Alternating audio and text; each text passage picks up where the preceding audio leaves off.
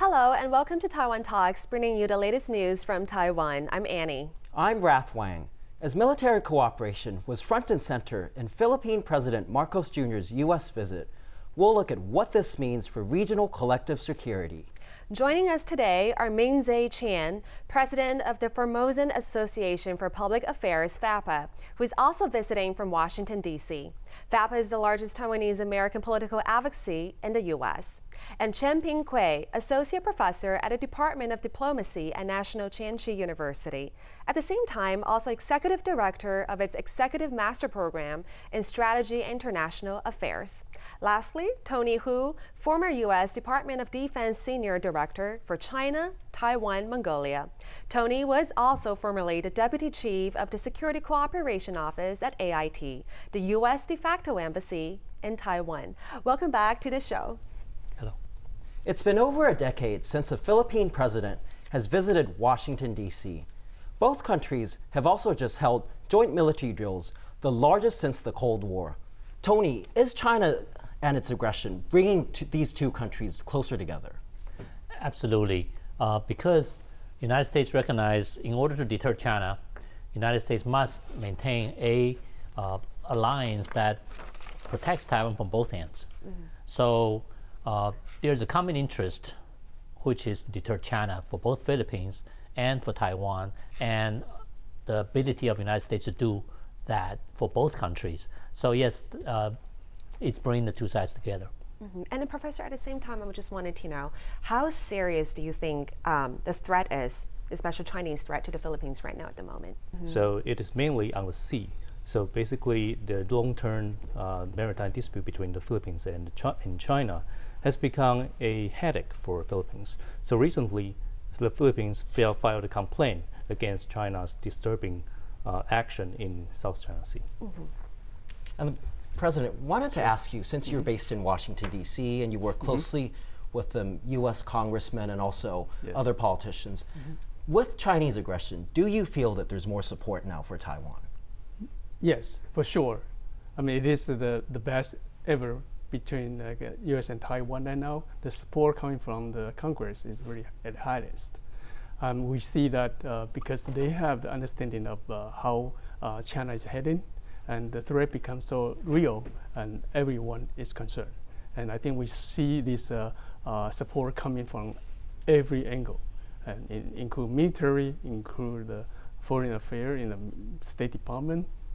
We see like State Secretary Blinken, he mentioned about Taiwan never be part of China, right? This type of support, and also the U.S. President Joe Biden, he mentioned about the support defense of Taiwan, at least 4 times, right? So we see that as a current reality, which we are very encouraged. And it's bipartisan. It is bipartisan. We in the past, we can say that a lot of time we see this, especially security-related bills, usually introduced by Republicans, right? And it's very hard to get the support from the Democrats. Things are changing. I think they are moving into the right direction, which is very good. In terms of security, Tony, I wanted to ask about collective security in the Indo-Pacific. How does Taiwan fit into that context? Actually, Taiwan does not, just because its political status. However, the collective security in the region, seeing a common threat, is a strong deterrence. When I talk about collective security, we have, United States has defense agreements, mutual defense agreements with Korea, Japan, and the Philippines.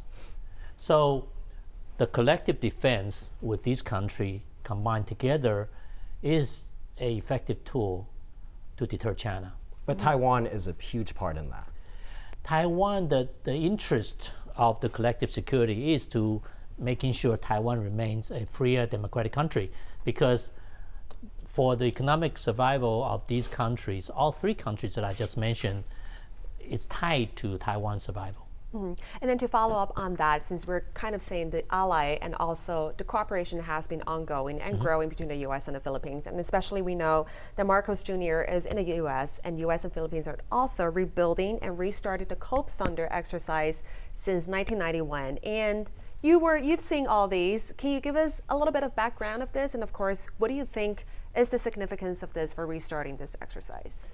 I think it's a major significant. Let me talk about that first. It is a clear indication of Marcos Jr. abandoning the previous policy of his predecessor of a pro-China policy. So he has determined for the Philippines' national security, it's better to be closer to the United States than to try to appease China, which the previous administration was trying to appease China. Back to the professor a little bit. So we've been talking about Philippines for a little bit, but at the same time, President Joe Biden has also pledged to boost more securities between the U.S. and Japan. So what does that mean for Taiwan, in your opinion? So basically, when Marcos visited the U.S., Biden mentioned that they should increase in cooperation between the Philippines and Japan and also Australia. So that means there will be a lot of bilateral, or we call it minilateral cooperations between the Philippines and U.S. allies. Then that's a very important development. So in the past, the U.S. always cared about East Asia, right? So it cares about the East China Sea dispute, it cares about cross-strait dispute, it cares about the Philippines dispute with China. So what happens now is that U.S. trying to gather all those bilateral relations and form not really a multilateral, but a complex relations formed by bilateral relationship. And as we're seeing now, from Philippines to Japan to South Korea, President, in your opinion, do you also believe that there will be a stronger allies in the region? It has to be, right? I mean, if we always show this map. I don't know if I can show it here. Yes. So this map is show Taiwan with the geographic locations, right? So by just looking at this map, many Americans, including the congressman, senator, or their staffer, they understand how important Taiwan is. Okay, if you look at the seashore of on the eastern side, you see a very deep sea line, right? That's the perfect for the marine and the submarine and navy base. And a lot of people say China want to take Taiwan, not as what it is, it's where it is. Okay, so that makes the sense for everyone to understand. This is geographic. The allies need to be there. They cannot afford to lose Taiwan, right? So U.S. see that. Japan see the same thing. Right. South Korea also there, right? I have other map, but you can think about it in the Taiwan Strait. So how much economic activities there? Right. It's about 50% of the trade. Shipment is going through that. So you're saying that because of the geographic reasons, Yeah. There has to be an ally. So Tony, in your opinion, do you think this is possible that this can effectively deter China? Well, this is the attractiveness for China to grab Taiwan, right? And it is the main objective of all the countries surrounding, as you mentioned, the collective defense. The objective is to deter China, to prevent war. And it is critical. And because of this reason, the countries are coming together. Right. Because having China control Taiwan, in effect, control the shipping, the lines of communication, sea lines of communication, then all the countries are subject to China's blackmail. Therefore, yes, it is critical to the region. Tony, I wanted to go back to the recent Balikatan joint exercises, the largest since the Cold War. How does this affect Taiwan? I mean, given its proximity, the northern Philippines is very close to Taiwan. Actually, I think this is a very important exercise for the United States to test out certain concepts, such as long-range deployments from the United States. AC-130 gunships was deployed from New Mexico, okay? Then the F-16s were deployed from northern Japan. So the deployment, the long-term logistics support, the use of the expeditionary sea base, it's a big ship that acts as a sea base during wartime, was used. And also deployment to the Basco Island, which is in the middle of the Basco Strait between the Philippines and Taiwan. the island has a nice airstrip, which I suspect if China decides to attack Taiwan, that will be one of the locations that many of the jets will be deployed to. So all of this, we want China to know. We want China to know those 4 bases that open up by the Filipinos, 3 of them is up north, that supports the defense of Taiwan, where United States, as we speak, is planning to put more war reserve stocks there. So all of these actions serve to deter. Many people ask me, why would United States spend so much money to do this? Well, it is cheaper to buy stuff and put there to deter than to fight a war and also the post-war reconstruction. So actually, normally you look at it, it's about 100 folds. It's cheaper to deter than to fight and rebuild. So this is the reasons why United States is taking those action with the Philippines and how that action affects Taiwan security. And speaking of buying stuff, you just came back from the U.S. Taiwan Defense Forum. Can you talk about the significance of that and the timing? 25 countries was brought over by the U.S. Taiwan Business Council. The defense companies, they're looking at what they can do to cooperate with Taiwan on some of the things and what are the business opportunities. They're looking at, one, the stability of raw materials, the power and supply of water, and also the people, the education level, and the equipment that's available here, the precision equipment that's required to make some of these things. So I think they're all looking for the opportunity, but why? It's because the political environment, Mr. Chen is familiar, the political environment in Washington, D.C. has changed. These companies require export licenses, technical assistance agreement license, and manufacturing license agreement in order to transfer stuff, in order to build stuff in Taiwan. The environment has changed. It is likely it'll be easier to obtain these licenses to do business in Taiwan. So I think this is a win-win, but what I worry about is people focusing on major iron items. I want to build a 5th generation fighter. They need to look at the low-hanging fruit, the parts for the system that's coming in, the parts for the Apache, for the F-16s, the parts for the Harpoon missiles. Get those going first, because during wartime, what you need are parts, not systems. You want to keep the system you have working and fighting and not necessarily buying new stuff. So I think if Taiwan and the U.S. industry can focus on some of the low-hanging fruits and get things going, then there are a lot of good things that can happen to help Taiwan build its own defense. President, I wanted to ask you, since you're in Washington, D.C., you work with the government, with legislators. Right. There has been a backlog in delivery of weapons Right. because of the Russian invasion of Ukraine. How concerned is Washington? I think we're definitely there's a concern, right? We definitely need to deliver those military arms sales. It is a reality that because of Ukraine war, that it is delayed. But I think what Tony just mentioned, it is important to put stockpile. I mean, either in the Philippines, I mean, the best probably in Taiwan, right? We know in NDAA, the National Defense Authorization Act last year passed, it includes that, that provision. So it's important for the U.S. to put the stockpile, the war material in Taiwan. And that's a commitment by itself. As a showing, it's a deterrence, right? We want a deterrence than anything else right now. So strengths, right? We want to have strengths. Yes. So Rath spoke earlier to Patrick Cronin, Asia-Pacific Security Chair at the think tank Hudson Institute based in Washington. He spoke to Rath earlier about growing regional support for Taiwan.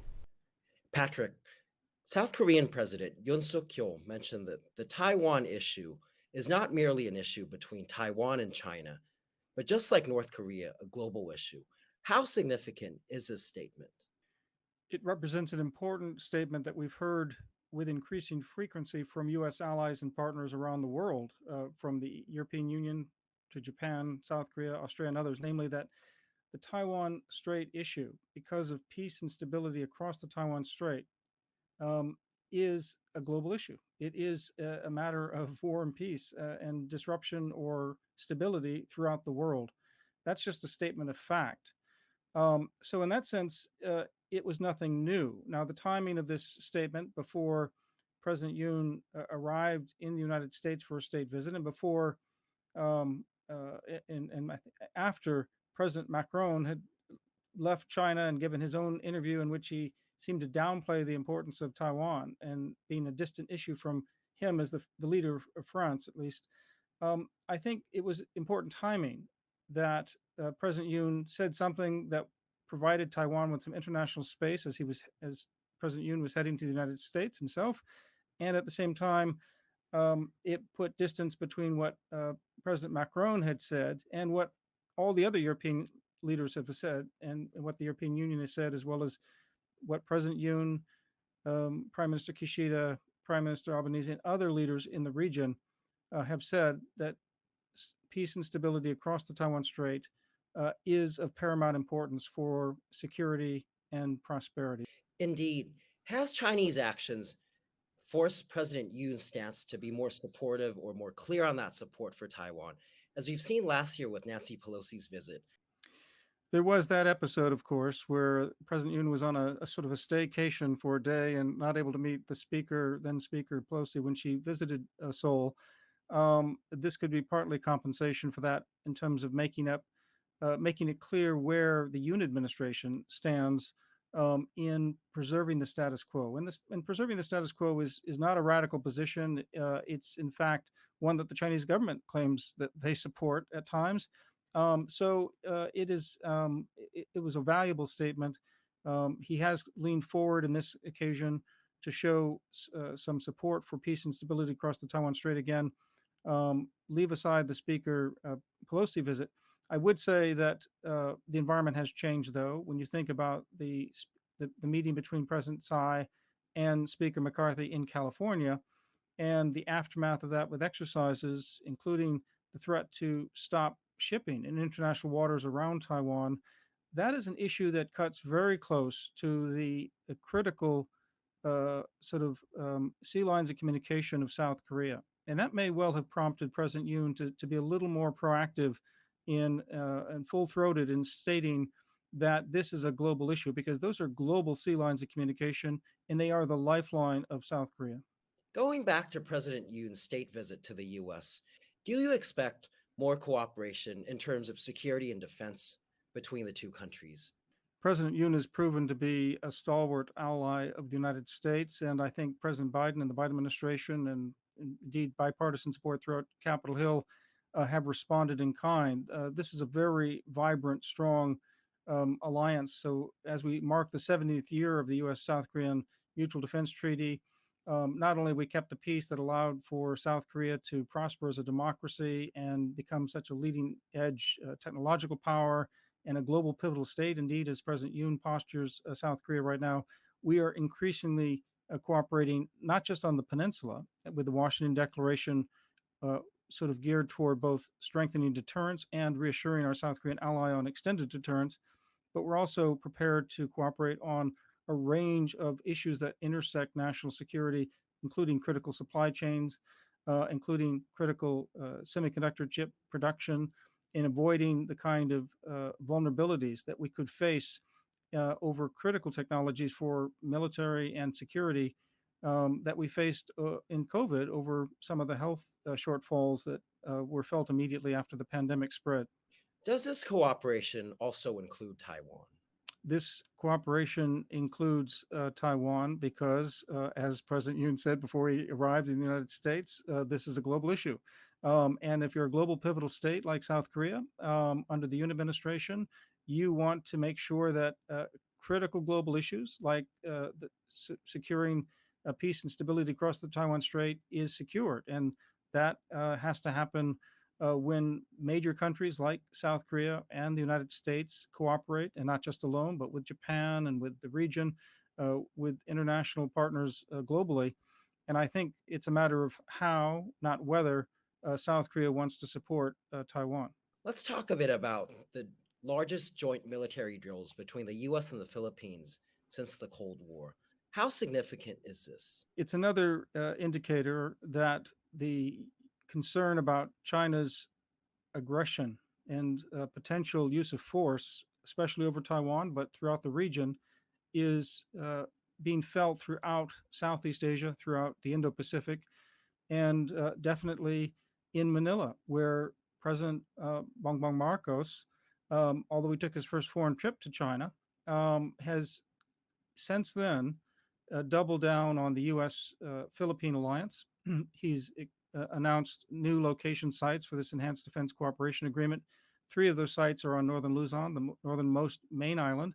And these exercises, the Balikatan, shoulder to shoulder exercises, which are not new, are now, though, expanded, not just expanded in size and numbers of troops, Marines and Army and Philippine troops involved, but also in terms of what they were exercising, like the defense of an offshore island. So a number of the air assault drills and the island defense drills were geared toward the small archipelagic province of Batanes off of Luzon. So it's actually in the middle of the Bashi Channel, close to only 100 miles away from Taiwan.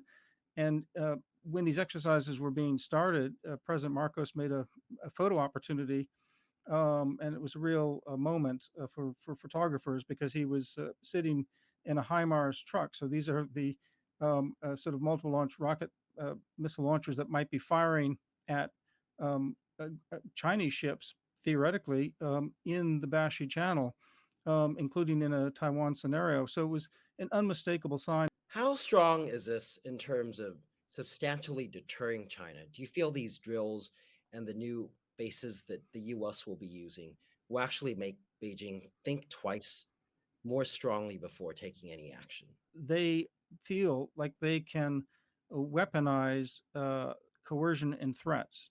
And that's the game of psychological warfare and intimidation that, makes the question of deterrence very difficult to answer, because we could miscalculate, we could escalate.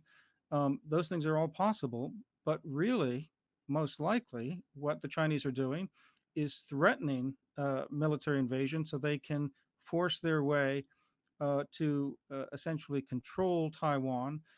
As the ambassador to France, the one who just recently said that the former Soviet states have no legal basis in international law, before that was recanted by Beijing.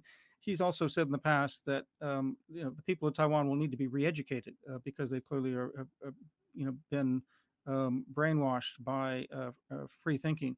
And I think the point here is that the Chinese want to win by not, without fighting, as we know, and yet at the same time, given an opportunity or given a frontal assault on their power, on their face, that they could escalate, they could lurch out and use force. And we saw inklings of that, obviously, after Speaker Pelosi's visit, after Speaker McCarthy's meeting with President Tsai, where they wanted to threaten to essentially conduct a military operation, essentially by boarding ships in international waters, or imposing a no-fly zone over international airspace. Those are actions that come very close to almost declaring an act of military aggression that could escalate. So we have to take seriously that China is preparing for militarily seizing Taiwan if necessary. And it's something that our director of intelligence has said that's what their intention is. President Xi has given the military that order to be ready for that by 2027. But I don't think the intention is to use force. The intention is to stare us down, to stare Taiwan and beat Taiwan down, to scare away Japan and the Philippines and Korea and any other country that might intervene, to tell the Europeans to be independent, not to threaten sanctions. And I think they want to quiet everybody else down so that they can get their way. Patrick mentioned that China intends to take control of Taiwan by winning the war without actually fighting. Professor, is the recent Chinese drone that flew around Taiwan an example of that intimidation tactic? Part of it, yes, I would say so. But the drone flying around Taiwan has several significant meanings. Maybe the timing is significant, right? Maybe it is trying to affect the presidential primary of KMT.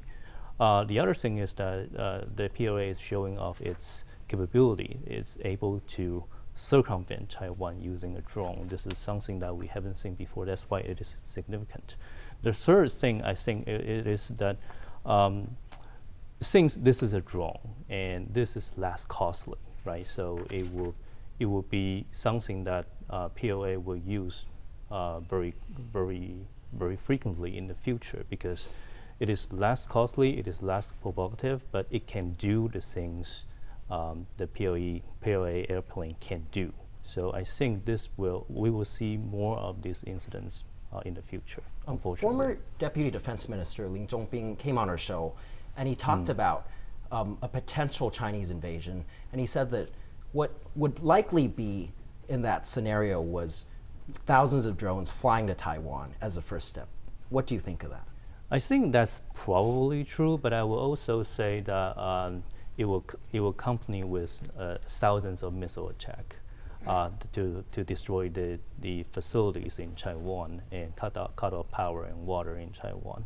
So I always think China, if it intends to invade Taiwan, it won't be an amphibious landing attack.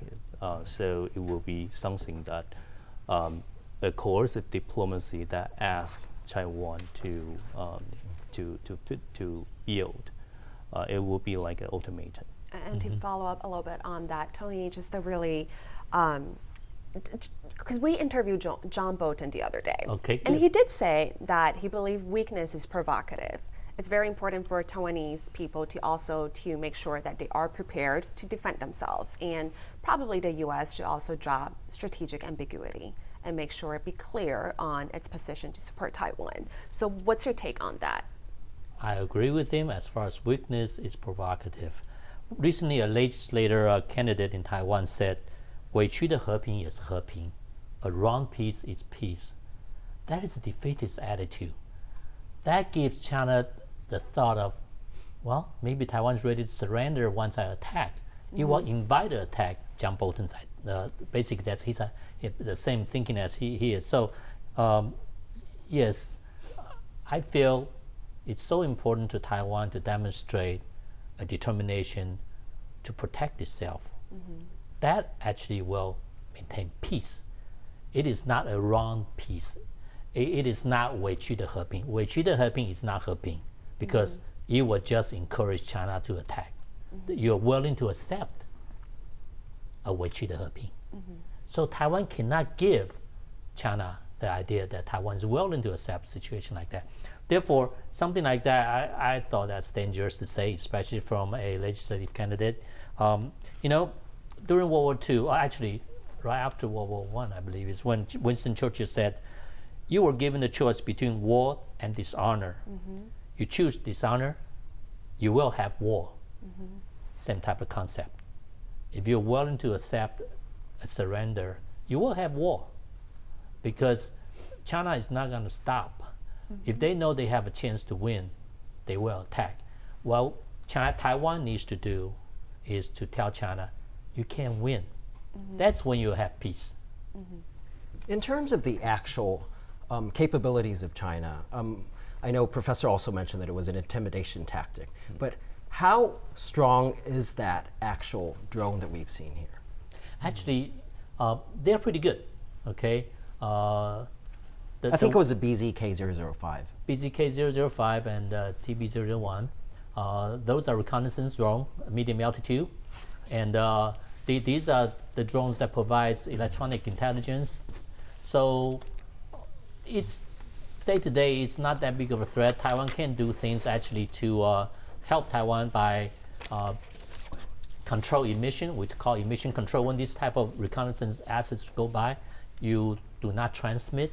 You turn off some things, you turn on some fake stuff or decoys to confuse the China. So there are things you can use as they fly by. You can actually do offensive action against those reconnaissance assets by giving decoy and false stuff and control true stuff.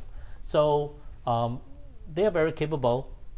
Yes, they are basically maintaining pressure on Taiwan, but you can use it to your advantage. In terms of intimidation tactics or Chinese activities, Right. President, you're in the United States, and there are many Chinese affiliated groups or PLA, PRC embassy related groups.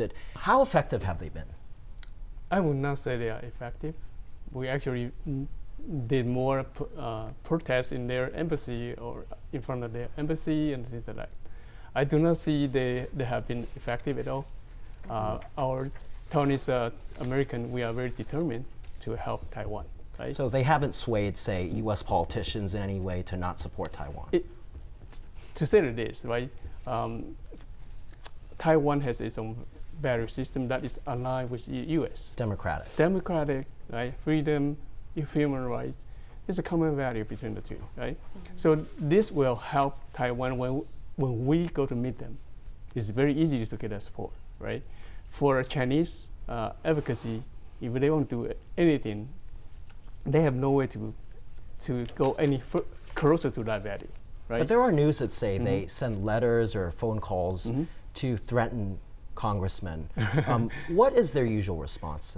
Right, and actually that helped Taiwan in those occasions. We heard from the either congressman or their office saying they got this kind of threatened mail or email or phone call, right? And they would say, why would I need to listen to these Chinese people? So it turns into actual support for Taiwan. Yes. Turns the opposite around. And to make it a bigger picture, Professor, just wondering, aside from the military measures that China is imposing right now, what do you think are the other measures or campaigns that China is trying to bring Taiwan to the negotiating table? So more recently, not only we have seen the intensified diplomatic pressure, I think China has been disrupting commercial activities a lot. For example, so the Chinese government will ask international airlines to change the names of Taiwan on their website. Right. They are also very sensitive for any map published by commercial companies. Those are private companies, private institutions.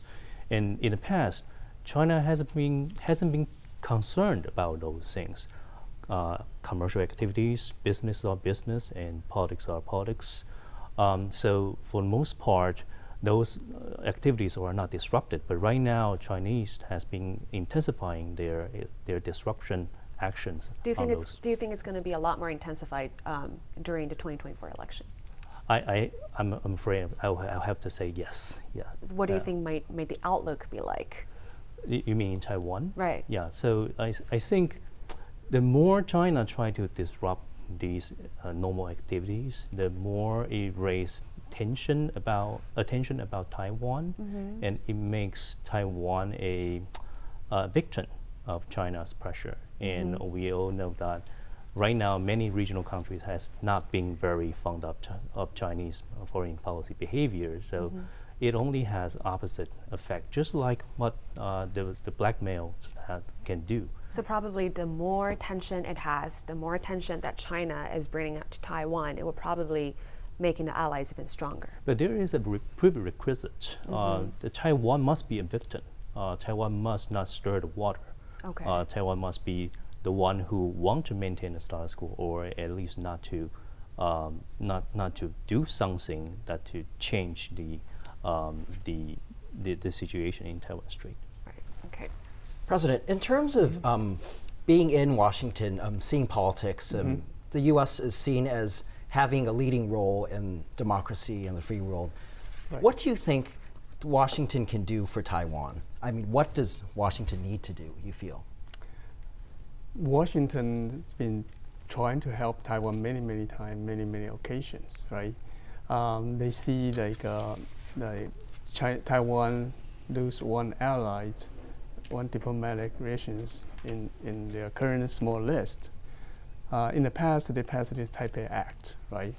Try to encourage and make sure they maintain that formal relationship with Taiwan. But themselves did not have that, right? So I think they see that there's a need that needs to be filled. But I think they are very careful to do it by doing that. And we hope we can see more in that direction. And for FAPA, we always push for the formal recognition of Taiwan as a country, right? We want eventually diplomatic relations between U.S. and Taiwan. We know that's an eventual goal, but we are happy to see more and more support in that direction. In terms of diplomatic recognition, Tony, what do you feel is what Taiwan needs? Is it recognition, of course, or is it also the other substantive ties that Taiwan's been building in the past few years? Actually, I think Taiwan places too much importance on formal diplomatic recognitions. That's why it's such a significant event when one country decides to accept more money from China. The fact is, if you compare Taiwan, if you hold a Taiwan passport, you can go to 145 countries with visa-free entry. If you hold a Chinese passport, it's down to 60 something. Okay, that's a pure indication of trust and cultural exchanges, economic exchanges. Taiwan should be proud of that. Taiwan should not value its self-worth based on number of foreign countries that formally recognize you. It's useful. They can raise issues in United Nations for Taiwan. But the fact is, Taiwan as a nation has significant interaction with majority of the countries around the world. Let's now hear from Jason Hsu, Senior Research Fellow at Harvard Kennedy School at Center for Democratic Governance and Innovation. Hsu is also a former legislator from the main opposition KMT and co-founder of TED Taipei. Jason, you've been a key participant and even keynote speaker at many high-level U.S. military conferences lately, and you've even facilitated the meeting with the former Taiwan Deputy Minister of Defense. How are Washington defense circles viewing Taiwan and the defense of Taiwan? Well, the support for Taiwan is unified. It's both Democrat and Republican, both on the executive branch and the legislative branch.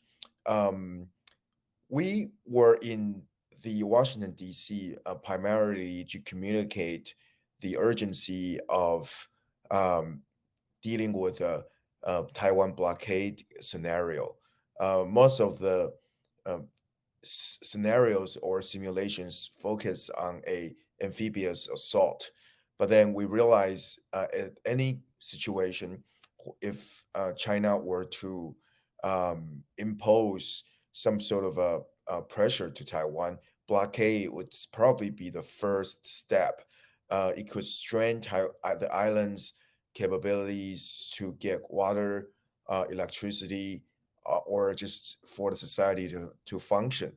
So we express this concern to our friends in the U.S. in both defense circle, policy circle, as well as in the administration, so that they know at the event of a blockade, when Taiwan rely heavily on the import of LNG, liquid natural gas for this energy, it becomes a big choke point when Taiwan has to deal with it. We also communicate with U.S. business community that at a blockade, most of the U.S. have a huge amount of business in this region, both in Taiwan and in China. Their interests will be impacted as well.